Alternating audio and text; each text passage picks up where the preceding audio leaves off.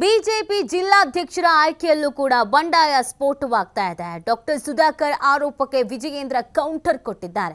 ಚಿಕ್ಕಬಳ್ಳಾಪುರ ಜಿಲ್ಲಾಧ್ಯಕ್ಷರ ನೇಮಕದಲ್ಲಿ ನನ್ನ ಪಾತ್ರ ಇಲ್ಲ, ಸುಧಾಕರ್ ಅವರನ್ನ ವಿಶ್ವಾಸಕ್ಕೆ ತೆಗೆದುಕೊಳ್ಳುವ ಪ್ರಶ್ನೆಯೇ ಇಲ್ಲ.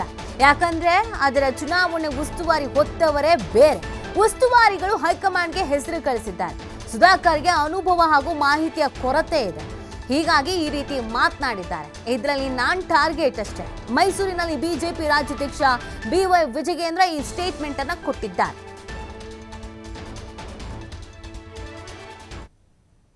ಸುಧಾಕರ್ ಅವರ ಬಾಯಲ್ಲಿ ಪದಗಳನ್ನ ನೋಡಿದಾಗ ನನಗೆ ಆಶ್ಚರ್ಯ ಆಗ್ತದೆ. ಚುನಾವಣೆ ಪ್ರಕ್ರಿಯೆ ಯಾವ ರೀತಿ ನಡೆದಿದೆ, ಬಿಜೆಪಿಯ ಸಂಘಟನಾ ಪರ್ವ ಕಳೆದ 4-5 ತಿಂಗಳಿಂದ ನಿರಂತರವಾಗಿ ನಡ್ಕೊಂಡು ಬಂದ ಇದೆ.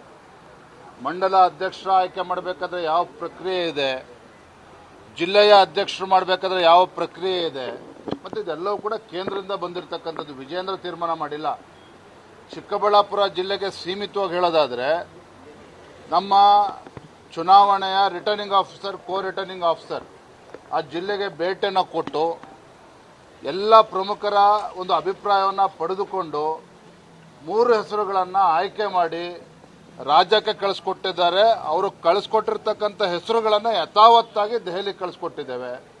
ದೆಹಲಿಯಿಂದ ಬಂದ ನಂತರದಲ್ಲಿ ಆ ಚುನಾವಣಾ ಪ್ರಕ್ರಿಯೆ ಮುಗಿಸಿ ನಿನ್ನೆ ಹೆಸರು ಘೋಷಣೆ ಆಗಿದೆ. ಬಹುಶಃ ಮಾಹಿತಿಯ ಕೊರತೆಯಿಂದಾಗಿ ಸುಧಾಕರ್ ಅವರು ಈ ರೀತಿ ಮಾತನಾಡಿದ್ದಾರೆ. ನಾನು ಬೆಳಗ್ಗೆನೂ ಕೂಡ ಹೇಳಿದ್ದೇನೆ, ಸುಧಾಕರ್ ಮಾತನಾಡಿದ್ದಾರೆ ಅಂತೇಳಿ ನಾನು ಅವ್ರ ಬಗ್ಗೆ ಬೇಸರ ವ್ಯಕ್ತಪಡಿಸ್ತಾ ಇಲ್ಲ. ಅನುಭವದ ಕೊರತೆ, ಮಾಹಿತಿಯ ಕೊರತೆಯಿಂದ ನನಗೆ ಆಗಿದೆ ಅಂತೇಳಿ ನನ್ನ ಭಾವನೆ. ಸುಧಾಕರ್ ಅವರ ಬಾಯಲ್ಲಿ